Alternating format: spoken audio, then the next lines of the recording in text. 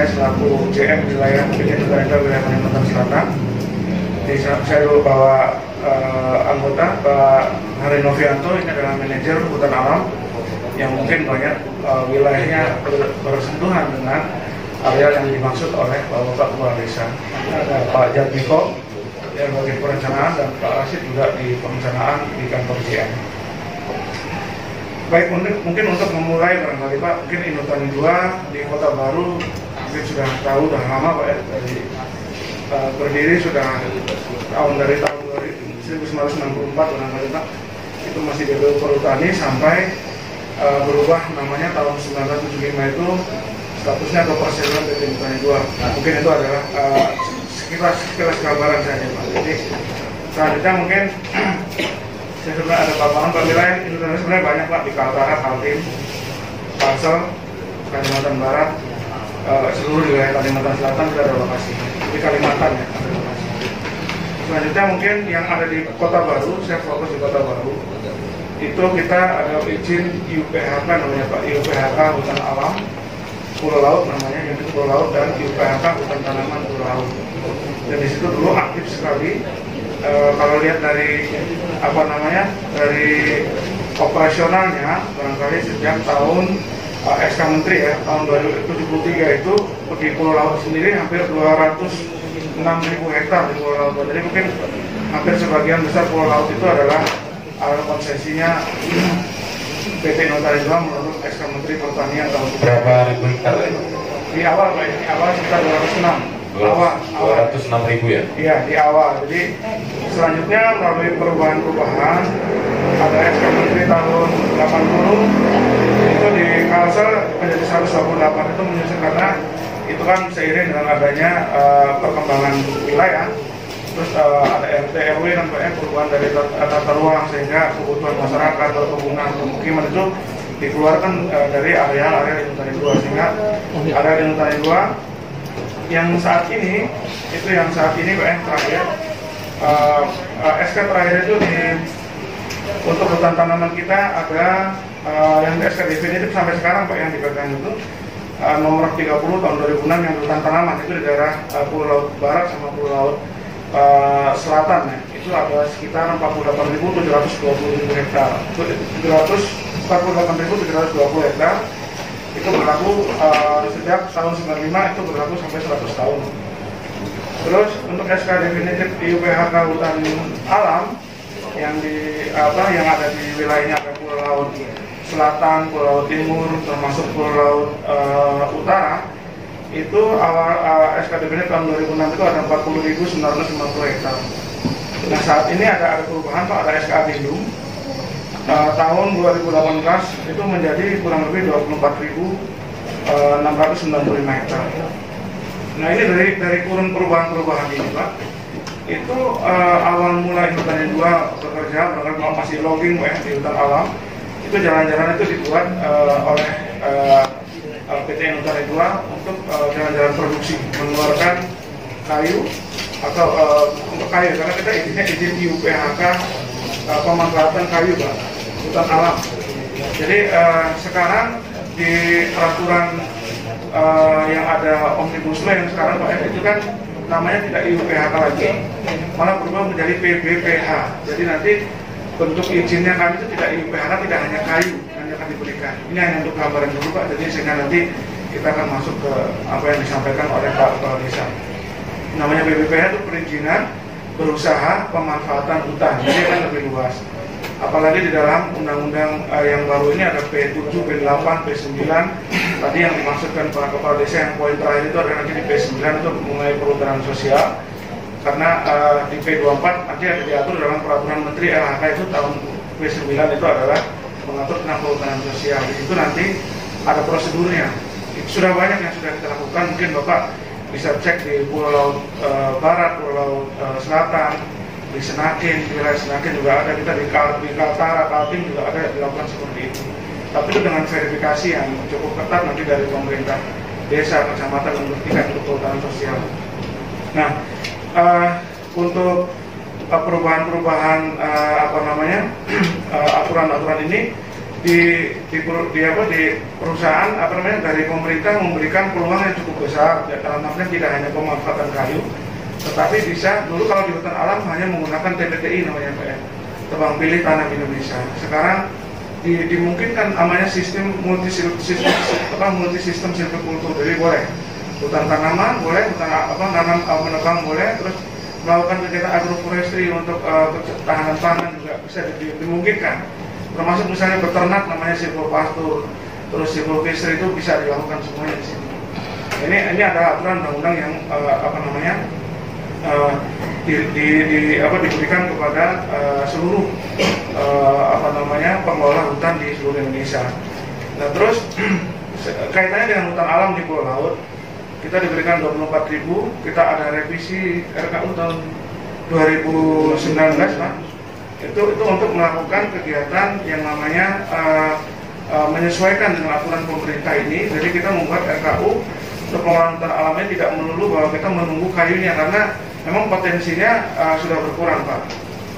Jadi di dalam RKU-nya di hutan alam itu kita dari perencanaan itu yang sudah disetujui oleh Menteri, ada pengelolaan yang namanya TPTI silin namanya Pak. Kita mempertahankan hutan-hutan yang masih sekunder ya, tanaman merantinya yang asli Kota Baru kita pertahankan dengan teknik silvikultur intensif namanya silin namanya itu.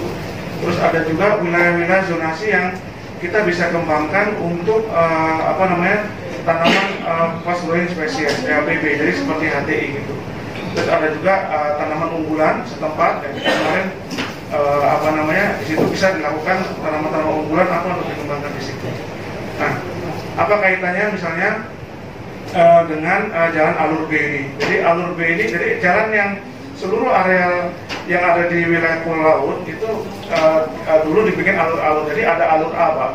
Alur A itu yang menghubungkan industri kami di Stagen sampai ke arah Megasari kan Pak, di atas itu yang sekarang ada hutan meranti. Terus ke tengah sampai tembusnya ke alur B, jadi menghubungkan sampai ke tengah-tengah. Alur B itu menghubungkan antara timur dengan tengah, dan semuanya muaranya di Laut Selaru. Terus ada alur C. Alur C itu untuk mengakomodir wilayah barat dan selatan.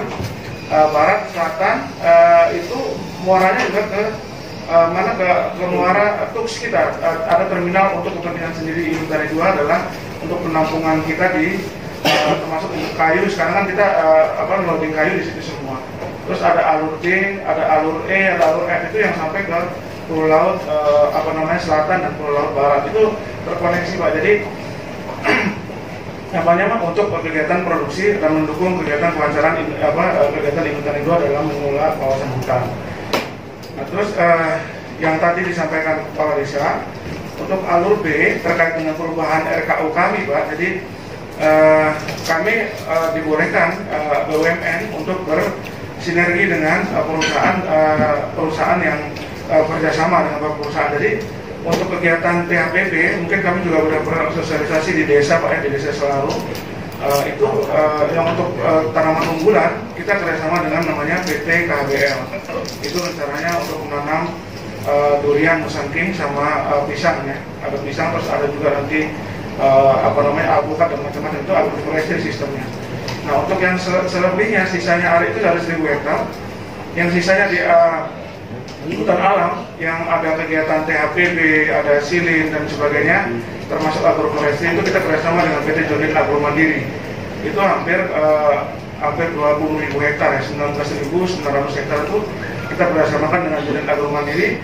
Yang polanya itu termasuk nanti untuk THPB-nya itu untuk THPB itu kan memotong di antara alur B yang diminta ini, tapi itu di dalam kawasan Pak, di dalam kawasan, sehingga kami menilai bahwa ke depan karena alur ini sudah direncanakan dari awal oleh pendahulu kami Pak, bahwa selagi area itu menjadi konsesinya Inutani 2 untuk dikelola, itu titik sentralnya adalah kami mengeluarkan kayunya adalah karena yang Stagen sudah kita nggak masukkan lagi Pak, karena sudah tidak alur A kita tidak aktifkan lagi.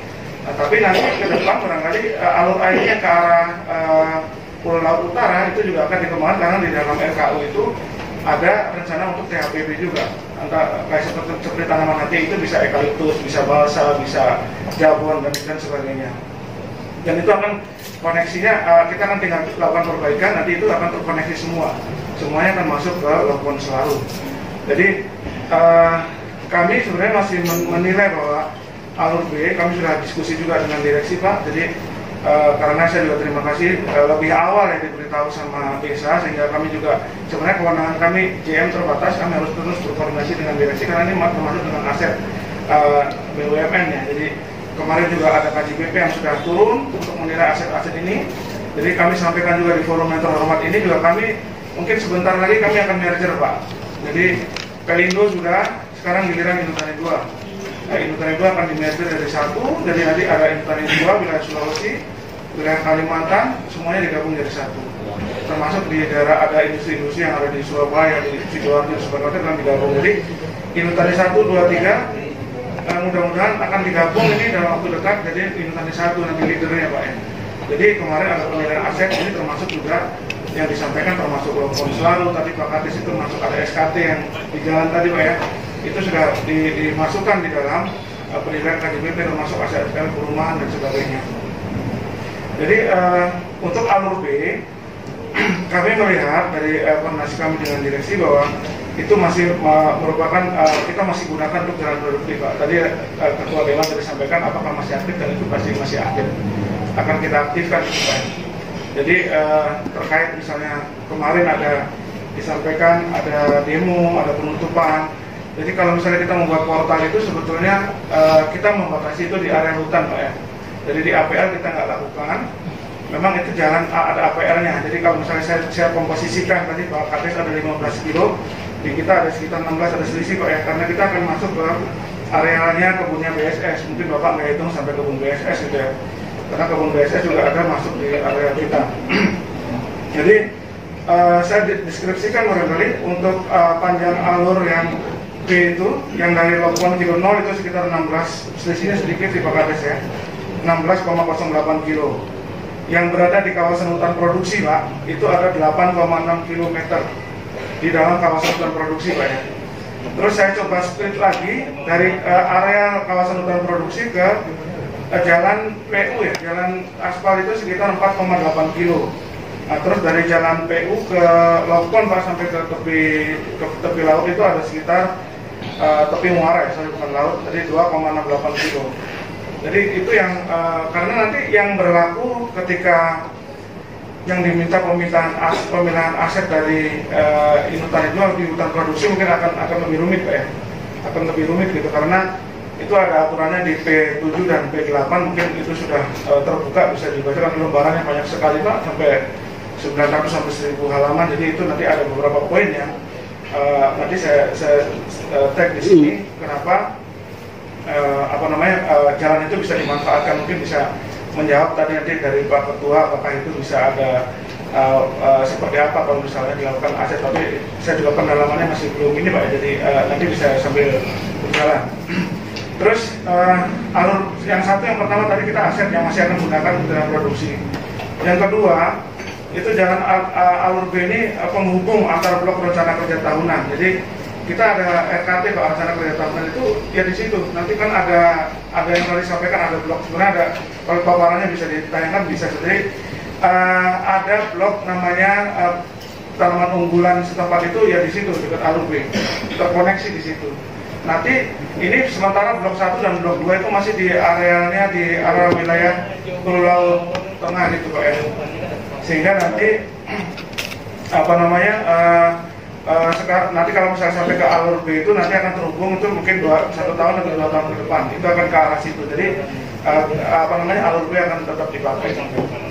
Terus selanjutnya jalan alur B ini menghubungkan tadi Pak lokasi semua areal kita termasuk yang ada di Semaras, di Tanjung Seloka, Tanjung Lala itu larinya ke alur C terus masuk ke alur B baru masuk ke TUKS kita di Pelabuhan Selaru. Sampai sekarang kan mungkin ada angkutan kayu kita sementara masih perbaikan jalan Pak, jadi di alur B karena curah hujan tinggi jadi proses perbaikan jalannya masih lambat juga, saya lewat situ. Terus sebagian besar tadi alur B masuk di kawasan hutan produksi, jadi Lanjut Pak. Nah, jadi itu untuk gambaran Pak. Jadi saya ingin menjelaskan itu. Terus lanjutnya jalur alur B masih merupakan kita ada objek kerjasama juga dengan penggunaan fasilitas bersama Pak ya dengan pihak lain. Jadi itu mengacu ke misalnya PT BSS menggunakan jalan itu untuk kegiatan loading kelapa sawit. Itu dimungkinkan karena di aturan Permen LHK nomor 7 tahun 2021 itu dilakukan dengan penggunaan fasilitas jalan secara bersama. Nah ini baik Pak ya. Mungkin itu nanti juga bisa masuk apakah kalau misalnya pemerintah daerah mau menjadikan jalan dan produksi itu jadikan jalan umum ada aturannya tersendiri kan Pak. Di P7 atau di P8 itu sudah diatur di situ. Tapi kalau jalan itu sudah ada dan itu ada di wilayahnya area PBPH atau Inutari 2 itu didorong untuk kerjasama penggunaan fasilitas bersama dan itu harus ada perjanjian secara bersama seperti itu. Jadi dan kami juga selama ini mungkin alur B masih dimanfaatkan oleh masyarakat, boleh dilewati masyarakat gitu. Walaupun misalnya di lapangan kita memberi ada rambu-rambu bukan jalan umum misalnya kan Pak ya. Karena dulu misalnya alur C Pak ya, itu kan dipakai juga umum ya, taksi-taksi yang masuk ke sampai Tanjung Seloka gitu. Cuman kita rawannya kan ada kayu yang lewat itu yang jadi masalah. Kami sempat ditegur oleh perhubungan harus diberikan rambu-rambu karena kita juga itu jalan logging Pak, tapi kan dipakai seperti digunakan masyarakat ya, tapi asal mengikuti aturan yang di dalam kan itu. Seperti itu bukan berarti kita melarang masyarakat melewati jalan alur B. Nah terkait misalnya dengan pemeliharaan jalan yang tidak teratur sebenarnya di dalam kerjasama kami dengan pihak lain itu diatur kerjasamanya dan kami itu kan dilaporkan ke Direktorat Jenderal Kehutanan Pak ya. Jadi di situ ada hak dan kewajiban. Jadi kewajibannya yang mengelola jalan itu adalah memperbaiki. Tapi itu kita koordinasi juga dengan pihak lain itu untuk mengkoordinasikan misalnya ada jalan-jalan yang rusak karena mereka juga kalau misalnya jalan rusak kan nggak bisa lewat gitu. Jadi sementara mungkin dari kami itu Pak, kalau dari direksi menyampaikan bahwa sampai dengan saat ini mungkin untuk pengalihan itu masih belum dapat Inutari 2 belum bisa dapat melepaskan karena kita akan dipakai ke depannya gitu. Masih akan dilakukan aktif di kegiatan produksi tersebut. Jadi mungkin kaitannya dengan masyarakat dan nanti apa yang mau bicarakan dan mau pakai nanti tinggal kita bicarakan lebih lanjut penggunaannya nanti seperti apa. Kalau misalnya mungkin peningkatan jalan, ya mungkin saya tidak tahu nanti aturannya di pemerintah daerah Pak seperti apa. Yang intinya kami hanya menyampaikan bahwa Inutari 2 bahwa alur itu akan terkoneksi semua untuk kegiatan produksi yang dilakukan oleh Inutari 2 ke depan. Jadi untuk yang di kawasan hutan memang kerjasamanya sama. Jadi akan dilakukan sama dengan PT BSS. Ini kita diproses Pak karena mereka kalau kita melihat lalu lintasnya PT SDC dan mereka sudah bersedia. Tinggal kita buatkan perjanjiannya. Gitu. Dari nanti berbagi mereka juga akan sama. Mereka akan melakukan pemeliharaan misalnya kalau misalnya BSS pakai spek silakan. Kita mau kilo berapa PT SDC ada kewajiban untuk memelihara dan akan kita sampaikan. Jadi secara lisan mereka sudah bersedia untuk melakukan pembuatan perjanjian kerjasama tersebut sama dengan PT BSS. SK Menteri Pak ya? Iya. SK Menteri ini ada di hutan tanaman kita Pak. Di Semaras itu 48.000. Okay. 48.800 sekian ya. Itu hektar itu adalah area konsesinya Inutari 2. Memang di dalam nanti di penjabaran kalau di kita kan ada citra lenset Pak ya. Dari pembagian kawasan itu ada APR-nya sekitar kalau nggak salah sekitar 6.000 ya. Iya 6.000 hektar. Mungkin okay. Bapak di wilayah sana barat Pak ya, yeah. Barat dan selatan. Jadi ketika itu jadi SK Menteri APL yang ada di dari konsesi Inutari 2 tetap wajib untuk mengamankan itu sebetulnya Pak. Kesana, tapi masyarakat sudah masuk di dalam.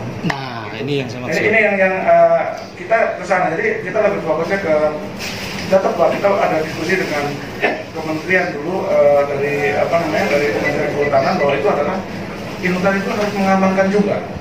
Gitu. Kita ada overlapping kan Pak. Itu ada beberapa overlapping dulu sama masyarakat misalnya terus dari perusahaan-perusahaan yang misalnya ada keluar ada izin-izin lain di dalam APL itu kan gitu. Tapi kita sampaikan bahwa itu adalah masuk area konsesinya Intan 2, sehingga itu jadi ada permasalahan tersendiri. Jadi intinya selagi itu masih ada di SK Menteri tidak dikurangi, gitu Pak ya.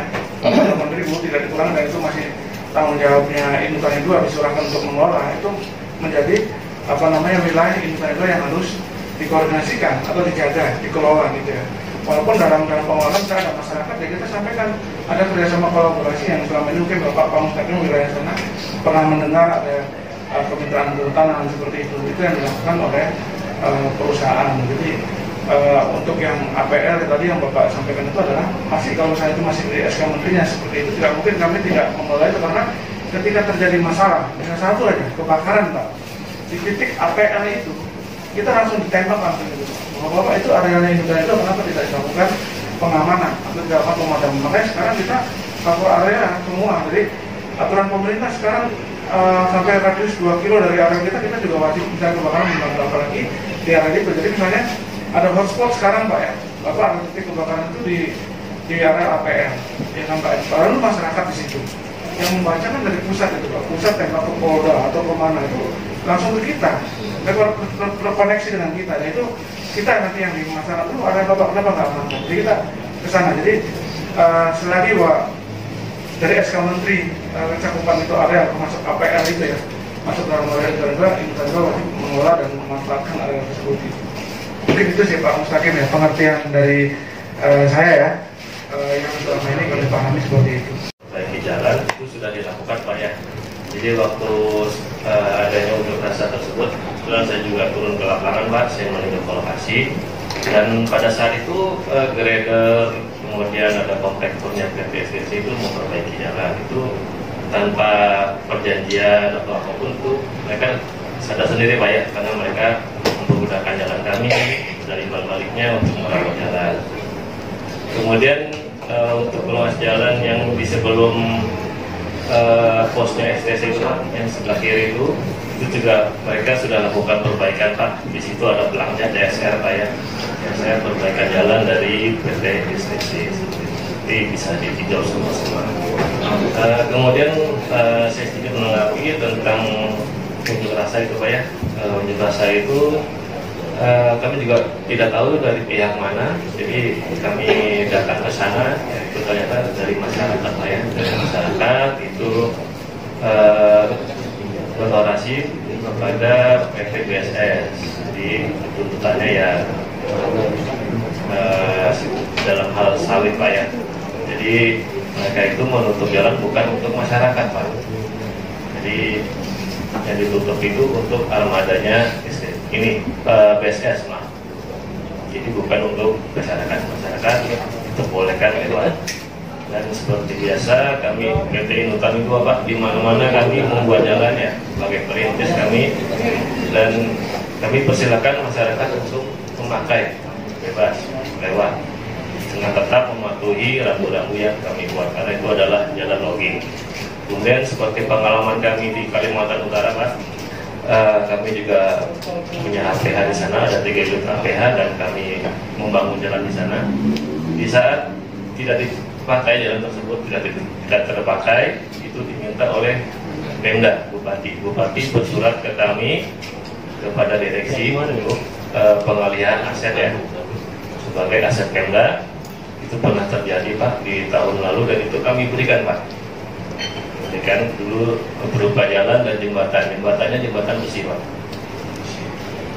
Baik, itu jadi Pak yang saya sampaikan. Terima kasih.